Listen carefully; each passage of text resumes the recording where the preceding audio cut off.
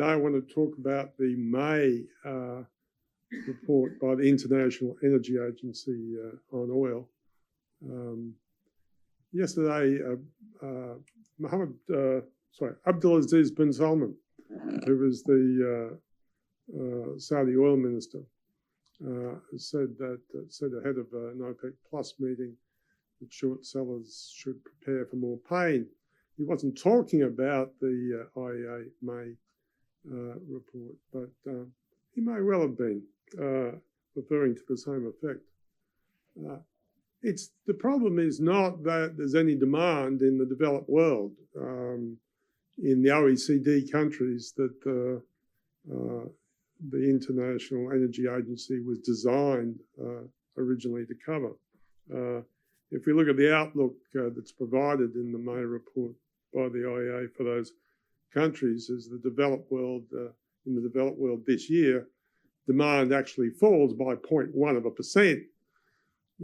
Matter of fact, about the only country in the developed world that's interesting in terms of its petroleum demand is a country somewhere in the Pacific called Australia, which has an increase in jet fuel demand of 57.5% this year, which is the second highest increase in jet fuel demand in the world, which tells us why Australian airlines are doing a lot more business. The outlook for the IEA about increased demand comes from the developing economies. And there, instead of a fall of 0.1%, they expect demand to increase by 3.5%. And in particular, it's an increase in that area which was strong in Australia, that is to say jet fuel and kerosene, and that generates a kick of 29.5%, which is overwhelmingly the biggest source of growth in the developed world. So where is that coming from, that increase in demand?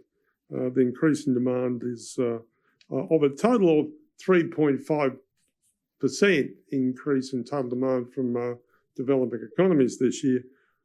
Overwhelmingly, the biggest area of growth is Asia, where demand rises by 5.6%. And whereabouts in Asia is that recovery in demand strongest? That recovery in demand is strongest in China. And what is the area that in China shows the fastest growth, overwhelmingly the fastest growth in demand? It's not the industrial sector, it's the airline sector. Because in China, jet fuel demand and kerosene is expected to increase by 61.2% this year, the fastest increase of any economy in the world, and even faster than Australia. And that results in an increase in total demand in China of 8.8% for the year. And what that does in terms of because China is, of course, the second largest economy in the world, in spite of still saying it's developing, that generates an increase in total demand by the end of this year to 103.1 million barrels a day. And that's really good, and that's a fine recovery. But the problem is that at the same time, as total demand increases to 103.1 million barrels a day, total world production is only 101 million barrels a day. So there's a 2% and 2 million barrels a day shortfall in oil supply relative demand by the time we get into the second half of the year. So what does that?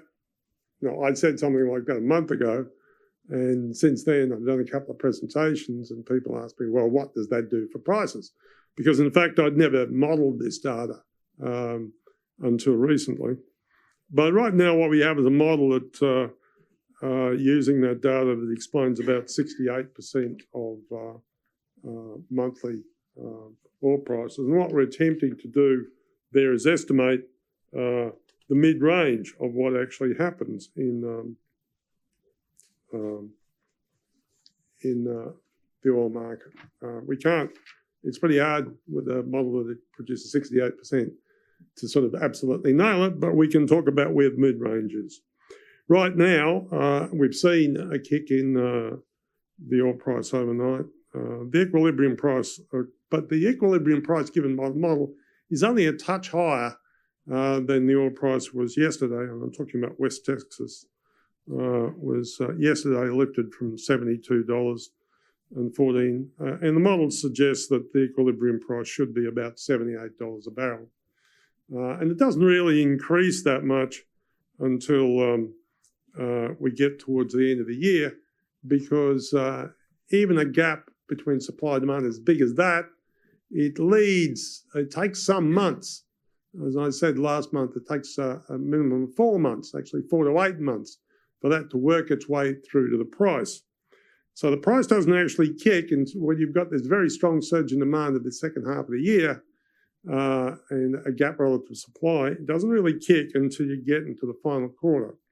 And at that time, the oil price rises from a model estimate of about $77 a barrel in the third quarter up to $92 a barrel in the fourth quarter. Kicks the following quarter as we get into next year to $107 a barrel and $108 a barrel by the time we get into the second quarter next year.